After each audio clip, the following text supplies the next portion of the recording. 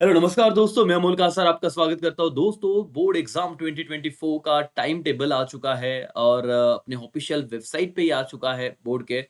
और वहाँ पे कहा हुआ है कि एस्टिमेटेड है, अगर कोई अनअवॉइडेबल सर्कमस्टेंसेस नहीं आते तो फिर यही शेड्यूल रहेगा और यही डेट पे आपके पेपर होने वाले हैं करके।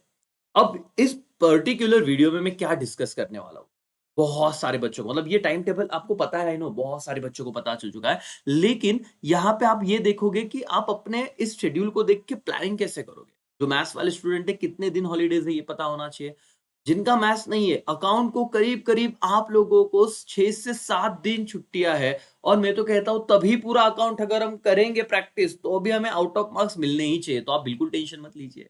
इकोनॉमिक्स का प्लान कैसे करना है एंड सो ऑन। दोस्तों, आप ध्यान से देखिए।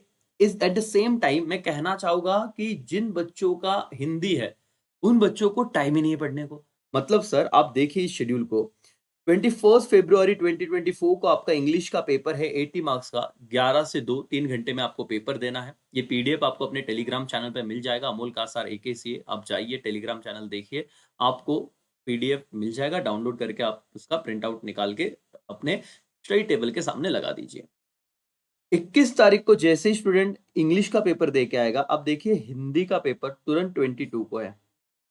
और ये सच में एक बड़ी बात हो जाती है जो बच्चे रेगुलर नहीं पढ़ रहे और जिनका हिंदी है। क्योंकि सर एक दिन में पूरा कवर करना थोड़ा मुश्किल हो जाता है, तो उन्होंने अपना स्ट्रैटेजी अभी से प्लान करना है कि हिंदी को आप रेगुलर पढ़ना, है ना। क्योंकि मराठी के लिए तो भी चलो एक दिन छुट्टी मिल रही है 22, क्योंकि मराठी का पेपर है 23 को।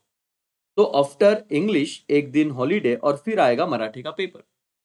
तो ये लैंग्वेजेस जिनका संस्कृत होगा उनको 2 दिन हॉलीडेज है एंड सो ऑन। तो दोस्तों, आपको ये ख्याल रखना है कि हिंदी वालों को बहुत अच्छे से पढ़ना है, मराठी वालों को भी डेफिनेटली, क्योंकि एक दिन बहुत ज्यादा नहीं होता। लेकिन हाँ, जब छुट्टी नहीं होती है तो उस केस में बहुत ज्यादा मैटर कर जाता है कि अपना रिवीजन नहीं होगा। इसलिए हिंदी वालों को बहुत अच्छे से ध्यान रखना। नाउ सर, हमारा पेपर है 26 फरवरी को। हमारा पेपर है 26 फरवरी को, दैट इज OCM। और OCM के लिए अगर आप देखो स्ट्रेटेजिकली, तो हिंदी जिनका पेपर हो गया उन्हें करीब करीब 3 दिन की छुट्टियां मिल रही है। जिनका मराठी पेपर था उन्हें 2 दिन की छुट्टियां मिल रही है। और संस्कृत वालों को भी इस बार एक दिन की छुट्टी रखी है, जबकि लास्ट अटेम्प्ट में ऐसा नहीं था। तो आप देखिए कि OCM स्ट्रेटेजिकली, मेरे बहुत सारे वीडियोस आप अपने चैनल पे देख रहे होंगे। 1478 ये कुछ चैप्टर है जो आप करोगे तो आपको 80 में से 75 78 मार्क्स तो ऐसे ही मिलेंगे। बाकी सभी कर रहे हैं, लेकिन इतना टाइम है तो प्रॉपर स्ट्रेटेजी, प्रॉपर सारी चीजें हम आपसे करवा भी लेंगे। एक वीडियो इसके बाद आएगा रिगार्डिंग टू हमारा जो योद्धा बैच था दोस्तों। बहुत लिमिटेड बच्चों को एडमिशन दिया जिन्होंने स्टार्टिंग में कर लिया था, क्योंकि वो अलग ही हमने प्लान के साथ शुरू किया था। बाद में बहुत इंक्वायरी, लेकिन हम उनको एडमिशन नहीं दे पाए उसमें। और क्योंकि वो अलग एक माइंडसेट था, जो बन गया वो बन गया था करके। लेकिन जिन बच्चों को उसमें एडमिशन नहीं मिल पाया, अब हम दूसरा एक बैच लॉन्च करने वाले हैं। उसमें आपको सारा स्ट्रक्चर मैं इसी फॉर्मेट में दूंगा और आपकी सारी चीजें कवर करा के लूंगा, टेंशन मत लो। उसमें बहुत बहुत ज्यादा बच्चे भी इनरोल कर सकते हैं, क्योंकि उसका स्ट्रक्चर ही ऐसी तरीके से कि आप इंडिविजुअल 1 to 1 आपको मेंटरशिप मिलने वाली है। एनीवेज देखो सर, OCM के पेपर के बाद SP के लिए एक ही दिन छुट्टी है सर, जिनका SP है। क्योंकि एक दिन में SP कवर करना अपने आप में बहुत बड़ा टास्क है। लेकिन जो राइटिंग प्रैक्टिस, बहुत बच्चों को SP में एक ही दिक्कत आता है सर, लर्न नहीं हो रहा है या फिर हो रहा है लेकिन याद नहीं आ रहा है, लिखते नहीं आ रहा है करके। वो कैसे करे वो बताओ। इसीलिए ये जो भी सेकेंड बैच लॉन्च होने वाला है, वहां पे आपका writing practice, test series practice, everything, हर एक चीज हम करवा के लेंगे। तो आप उसका नाम, उसके सारी डिटेल्स बहुत ही जल्द आप तक आ जाएगी। ठीक है, तो SP के लिए एक ही दिन छुट्टी है, तो वो दिमाग में रख के आपको पढ़ाई करना है सर। क्योंकि बहुत बच्चे बोलते हैं एग्जाम के एक दिन पहले पढ़ लेंगे, समझेगा भी नहीं क्या पढ़ना है। ठीक है। उसके बाद दोस्तों, मैथ्स वालों को अगर मैं कहूँ, तो मैथ्स वालों को करीब करीब 1 2 3 4 4 दिन की छुट्टियां मिल रही है, क्योंकि उनका SP तो है नहीं।